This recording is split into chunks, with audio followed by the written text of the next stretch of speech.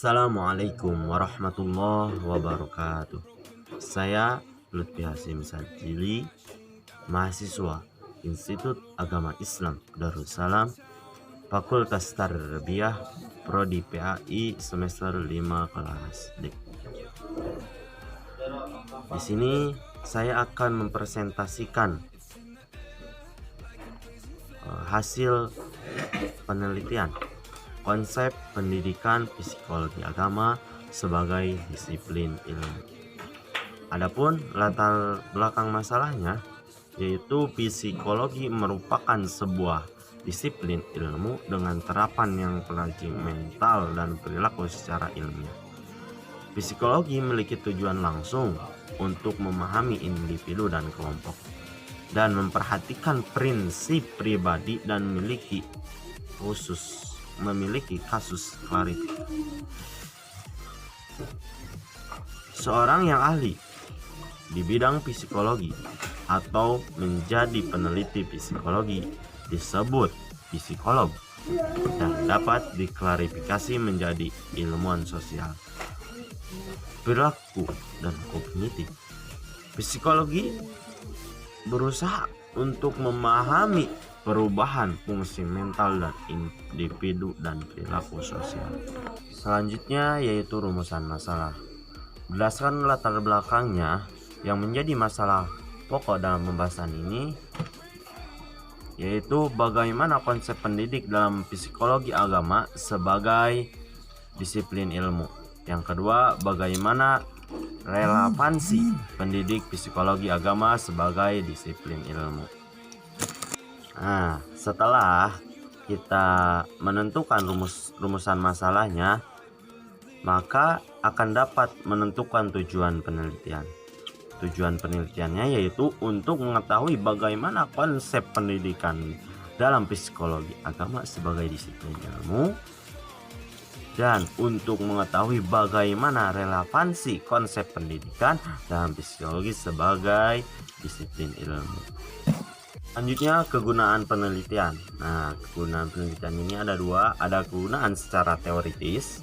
Kegunaan secara teoritis penelitian ini, yang pertama, hasil penelitian ini dapat digunakan untuk menambah wawasan tentang pendidikan dalam psikologi agama sebagai disiplin ilmu.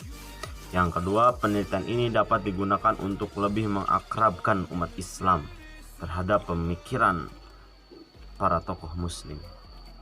Yang ketiga, hasil penelitian ini dapat digunakan untuk memperkuat fungsi psikologi sebagai ilmu yang berupaya sebagai disiplin ilmu. Yang kedua, kegunaan secara praktis.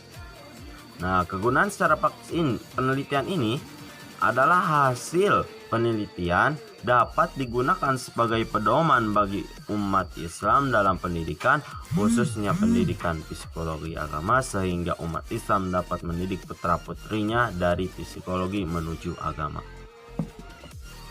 Selanjutnya, landasan teori. Landasan teori ini yang pertama, pengertian pendidikan. Secara bahasa, dalam bahasa Indonesia, kata pendidikan berasal dari kata didik.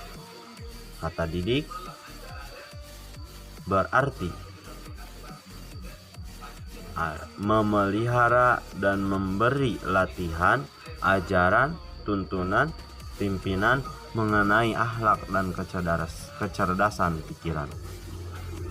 Sedangkan secara istilah menurut Kamus Bahasa Indonesia, pendidikan merupakan proses pengubahan sikap dan tata laku seorang atau kelompok orang dalam usaha mendewasakan manusia melalui upaya pengajaran dan pelatihan.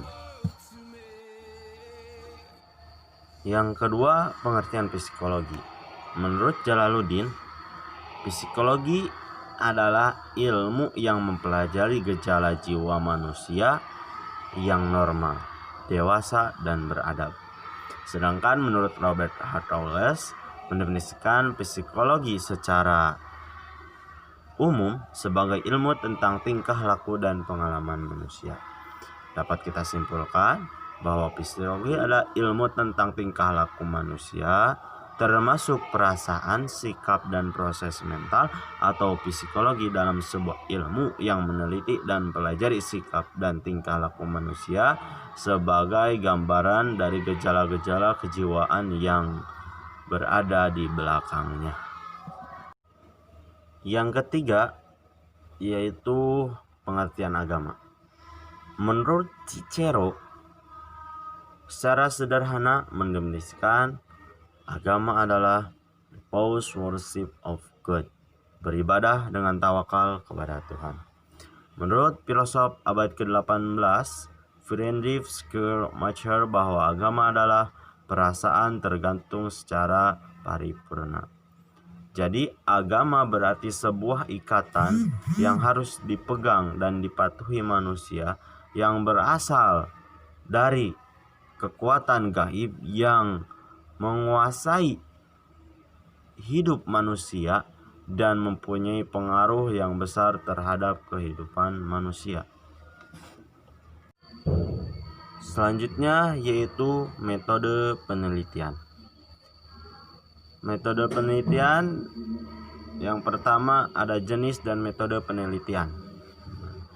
Jenis penelitian yang digunakan dalam penelitian ini adalah penelitian observasi, penelitian introspeksi, dan ekstrospeksi sebagai dikemukakan oleh Arifin. Metode observasi dalam psikologi agama dilakukan untuk mempelajari tingkah laku dan aktivitas keagamaan dan kejadian-kejadian yang tidak bisa mengeksperimenkan.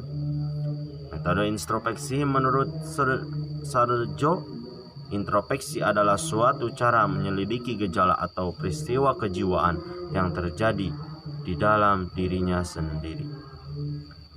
Yang dimaksud ekstrospeksi adalah metode untuk mempelajari gejala-gejala kejiwaan dengan jalan mempelajari peristiwa-peristiwa jiwa orang lain dengan teliti dan sistematis. Yang kedua yaitu sumber data. Sumber data ada sumber data primer, sumber data sekunder. Sumber data primer yaitu sumber data yang berhubungan langsung dengan objek peneliti. Dalam konteks penelitian ini, sumber data primernya adalah buku pengantar psikologi agama. Sumber data sekunder.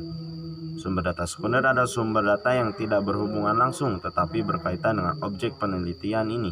Sumber data primer dapat penelitian ini adalah buku-buku yang relevan dengan masalah penelitian. Teknik yang ketiga, teknik dan instrumen pengumpulan data. Teknik pengumpulan data yang digunakan dalam penelitian ini sebagaimana dikemukakan oleh Suryana dan Priyatna. Yang pertama, mengumpulkan literatur yang berhubungan dengan objek penelitian. Yang kedua, menelaah literatur yang berhubungan dengan objek penelitian. Yang ketiga, mengklarifikasi data yang terdapat dalam literatur yang sesuai dengan objek penelitian. Yang keempat, melakukan analisis data penelitian.